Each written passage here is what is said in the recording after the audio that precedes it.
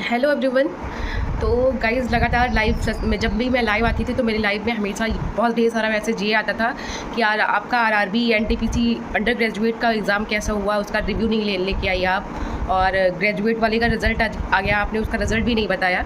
तो बहुत सारे मैसेज आ रहे थे, तो मुझे लगा कि उन सारे मैसेजों का जवाब मैं अपनी एक वीडियो में दे दूँ, और आज मैं उसी पर बात करने वाली हूँ। तो बात ये है गाइज़ कि मेरा एग्ज़ाम तो जो था आरआरबी एनटीपीसी अंडर ग्रेजुएट की बात करते हैं, तो वो 18 की फर्स्ट शिफ्ट को था और गोरखपुर था मेरा एग्ज़ाम। तो इस एग्ज़ाम के टाइम ऐसा हुआ कि मेरी तबीयत थोड़ी ठीक नहीं थी। अभी आप देख ही रहे हैं कि मेरी तबीयत थोड़ी ठीक नहीं है गए 2-4 दिन से मुझे जुकाम है, बुखार है। बात ये आ जाती है कि सेंटर इतना दूर था कि जहाँ जाना थोड़ा मेरे लिए मुश्किल था, क्योंकि फ़र्स्ट शिफ्ट थी। तो मुझे यहाँ से निकलने के लिए मुझे रात की ट्रेन लेनी पड़ती और सुबह 6 बजे के करीब मैं स्टेशन पहुँचती वहाँ गोरखपुर स्टेशन के पास। उसके बाद मुझे 2 घंटे इंतज़ार करने पड़ते, फिर मेरी कहीं एंट्री, पूरी रात ट्रैवल करना पड़ता मुझे, उसके बाद कहीं मेरा एग्ज़ाम होता। और इसमें एक और बात थी कि ये जो एग्ज़ाम था इसमें लेवल 3 की जॉब थी ये। तो मुझे ऐसा लग रहा था कि लेवल 3 के लिए अभी मेरे बहुत सारे ऐसे एग्ज़ाम है जो लगे हुए हैं, तो मैं सोच रही थी कि क्यों ही मतलब इतना रिस्क लूँ तबीयत के साथ, अपनी हेल्थ के साथ, और फिर रात में जाना, मेरा पूरा ट्रैवल करना, फिर सुबह मेरा कहीं एग्ज़ाम रहता। दिक्कत यहाँ पे ज़्यादा थी कि मेरा फर्स्ट शिफ्ट में एग्ज़ाम था। अगर सेकंड शिफ्ट में या थर्ड शिफ्ट में रहा होता तो थोड़ा मेरे लिए जाना आसान होता। तो इसीलिए मेरा एग्ज़ाम मैंने स्किप कर दिया। और एग्ज़ाम देने का तो मूड था मेरा, पूरा मन भी था, और उसके लिए तैयारी भी ठीक ठाक थी मेरी। पर ऐसा था कि सिचुएशन ऐसी हो गई थी, बहुत सारी आसपास जो मेरी बहुत सारी कंडीशन थी वो एकदम मैच नहीं कर पा रही थी इससे, जिसकी वजह से मेरा एग्ज़ाम ये छूट गया और मैं नहीं जा नहीं पाई मैं देने के लिए। आप समझ गए होंगे कि मेरा क्या रीज़न था, एग्ज़ाम क्यों नहीं मैं दे पाई और क्यों नहीं ला पाई मैं अपने एग्ज़ाम का रिव्यू। तो जब मैंने एग्ज़ाम नहीं दिया तो रिव्यू कहाँ से लाती मैं, तो मेरा एग्ज़ाम वो छूट गया। और अगर बात करें ग्रेजुएशन वाली, तो ग्रेजुएशन वाला मेरा ये सीन हुआ था कि गाइज़ मेरा जब एग्ज़ाम मैंने दिया था तो उसकी आंसर की में मेरा जो रिज़ल्ट आया था वो आंसर की में मेरे स्कोर थे 64 स्कोर थे मेरे।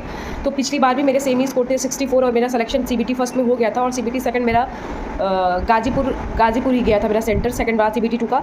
पर उस टाइम थोड़ी प्रॉब्लम थी मेरे यहाँ, मेरी फैमिली इशू था, मैं आपको वो पिछली वीडियो में बता चुकी हूँ, मेरी पुरानी वीडियो में वो चीज़ें हैं। तो वो एग्ज़ाम मेरा 6 नंबर से रह गया था, कुछ नंबरों से ही रह गया था सीबीटी 2 मेरा, तो नहीं हो पाया था।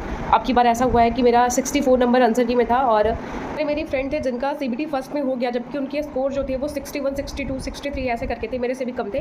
पर उनका जो सिलेक्शन है वो सीबीटी फर्स्ट में हो गया सीबीटी 2 के लिए। पर मेरा इसलिए नहीं हुआ क्योंकि उनकी शिफ्ट जो थी वो फर्स्ट शिफ्ट थी, पहली शिफ्ट थी, आगे की शिफ्ट थी, और मेरी जो शिफ्ट थी वो लगभग लास्ट की शिफ्ट थी, लास्ट टाइम में मेरा एग्ज़ाम हुआ था। तो जिसकी वजह से उनको नॉर्मलाइजेशन का फ़ायदा हुआ और मुझे नहीं हुआ। तो मेरे कुछ नंबर से मेरे सीबीटी फर्स्ट में भी मैं रह गई, तो नहीं हुआ मेरा अब की बार तो मैंने सीबीटी फर्स्ट भी क्लियर नहीं कर पाई मैं।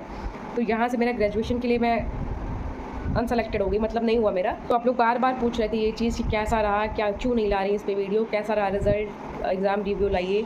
तो मेरा यही रीज़न था कि मेरा एग्ज़ाम रिव्यू या एग्ज़ाम रिज़ल्ट का कोई अपडेट आपको मैं नहीं दे पा रही थी, क्योंकि ग्रेजुएशन वाला मेरा सीबीटी फर्स्ट हुआ नहीं। और सेकंड ये दूसरी बात ये रही अंडर ग्रेजुएट की, तो इसका एग्ज़ाम मैंने दिया ही नहीं, जिसकी वजह से मैं एग्ज़ाम रिव्यू नहीं ला पाई। तो ये सारी बातें थी, ये सारा रीज़न था और ये सिचुएशन थी मेरे यहाँ। तो इस टाइम गाइज़ मैं अपने थोड़ा सा हेल्थ को लेके थोड़ी परेशान हूँ, बाकी सारी चीज़ें ठीक हैं। अगला एग्ज़ाम देखिए मेरा यूपी टेट का होगा, क्योंकि आप सबको पता है कि 1, 2, 3 में एग्ज़ाम होने वाला है। देखिए मेरा किस डेट को आता है, तो वो यूपी टेट का एग्ज़ाम होगा, उसका रिव्यू मैं लाऊंगी, क्योंकि वो एग्ज़ाम तो मुझे किसी हाल में देना, चाहे मेरी तबीयत सही हो या ना हो। चलो बात सुपर टेट आ रहा है, तो टेट का तो देना ही है।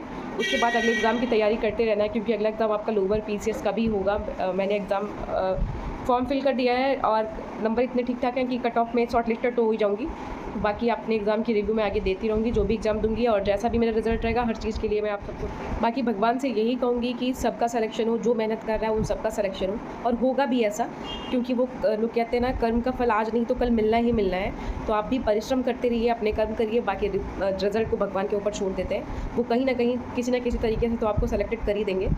बाकी गाइस आगे की बातें मैं अपनी अगली वीडियो में करूँगी। जय हिंद के लिए आप सभी को मैं बाय बाय कहती हूँ, और जय श्री राम।